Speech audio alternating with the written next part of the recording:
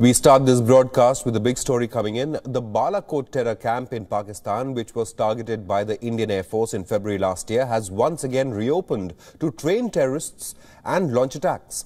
According to sources, the camp's operations this time will predominantly focus on anti-India operations. Terror group Jaish-e-Mohammad's operatives will be trained at this camp, which is located inside Pakistan.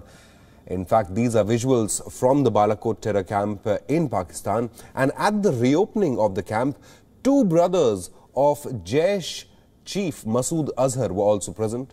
Remember, Jaish-e-Mohammed is a terror organization which operates from inside Pakistan. To avenge the Pulwama attack, the Indian Air Force, with the backing of the government, had conducted an airstrike at the Balakot Terror Training Center on February 26th last year, and the camp was destroyed. Now, this was the second major cross-border response from India in the aftermath of a major terror attack in less than 3 years. The first such response was the surgical strike across the line of control in Pakistan-occupied Kashmir in 2016, days after terrorists attacked the Uri base camp of the Indian Army. So this breaking news is coming to you this morning only on WION. The Balakot terror camp, which is located inside Pakistan, has been relaunched, and WION was just showing you visuals of the launch of that terror camp in Pakistan. And joining us on this broadcast this morning with the latest breaking news is WION's principal diplomatic correspondent, Siddhant Sibbal. Siddhant, we are seeing visuals from the launch of that terror camp inside Pakistan, and what's alarming is that two brothers of Jaish-e-Mohammad's chief were present at the launch, and the visuals are there for everyone to see. Well, yes, of course, and it does not come as a surprise given the fact that how Pakistan has been supporting, aiding and providing shelter to terrorist organizations and camps. In fact, just recently in last 24 hours, there was another big story of how Pakistan had gone to United Nations Security Council to make sure that the listed international terrorists, including one who is a nuclear scientist and got the third highest award of Pakistan, gets the basic expense. So this is the level of the Pakistani establishment, and now the camps coming back shows that how the Pakistani government is supporting them to make sure that these terror camps are resurrected, and this despite the fact that when it comes to FATF, Pakistan has been claiming that it is fulfilling its commitments. We know that the next deadline is February of 2021, and during that meeting it will be decided that whether Pakistan will be blacklisted or removed from the grey list. But as of now,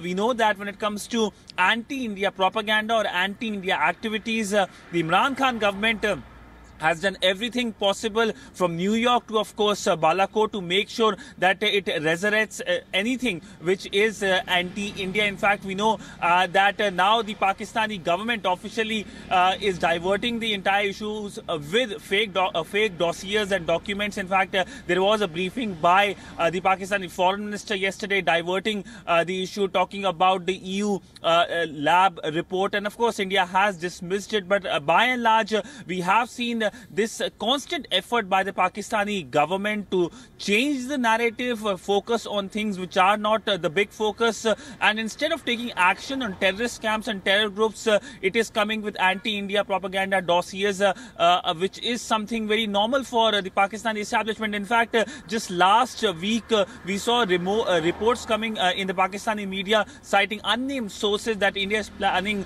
a false flag operation, something that has come almost on a monthly basis from Pakistan ever since India did the Balakot strikes. And the focus, of course, is to divert, as we have been talking about, the international community's focus from an issue which not only India but other countries in South Asia have been talking about. Right. Siddhant, you know, we are looking at those visuals which we are playing out for our viewers on their screens, and you can see gun-carrying terrorists walking inside the compound or close to it. They can only be described as terrorists. Like we mentioned, the brothers of Masood Azhar were also present at the launch of this camp. Now, Jaish-e-Mohammed is a known terror organization which operates out of Pakistan, and what we are learning, initial reports also suggest that anti-India slogans were raised at the launch of this camp, once again, which is located inside Pakistan. So the fear is that once again India will be the victim and Indian citizens will be the victim of terrorism, which is emanating out of Pakistan and Pakistan occupied territory.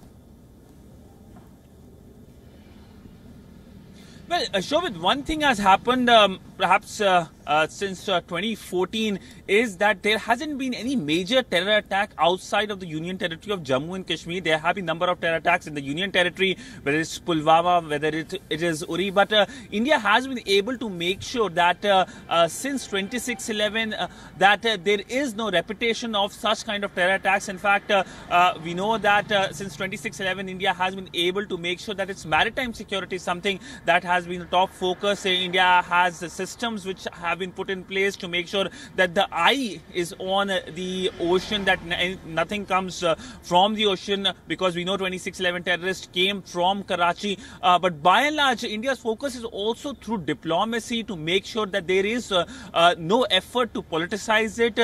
India has been talking about multiple times at multilateral organization how Pakistan supports, aids and abets these terror groups, providing them evidences. And in fact, this is a major evidence to the international community how Pakistan has again tried to indulge in activity which Pakistan has been claiming it has no hand in it. But that shows that how Pakistani government will continue to put the focus back on the issue of terrorism and supporting these terror groups. But the big focus for India has been to make sure that justice is delivered when it comes to Pulwama, when it comes to Uri, when it comes to 26/11. It has been almost 12 years since 26/11 terror attacks have taken place, and Pakistan hasn't acted on these terror groups despite accepting publicly that most of these terrorists are on its territory. In fact, WION broke just a few months ago that how the most wanted list was released by Pakistan, even though it did not had any mention of the key conspirators.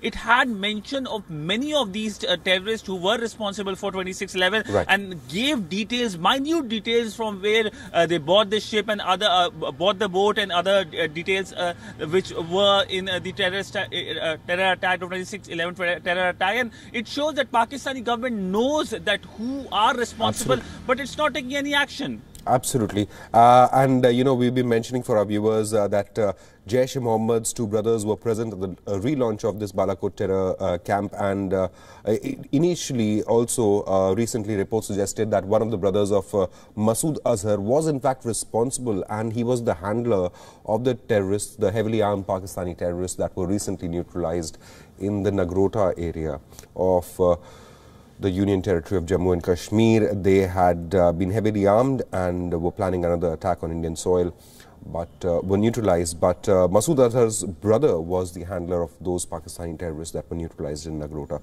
Siddhant Sibal, thank you so much for joining us this morning and getting us this big breaking news this morning.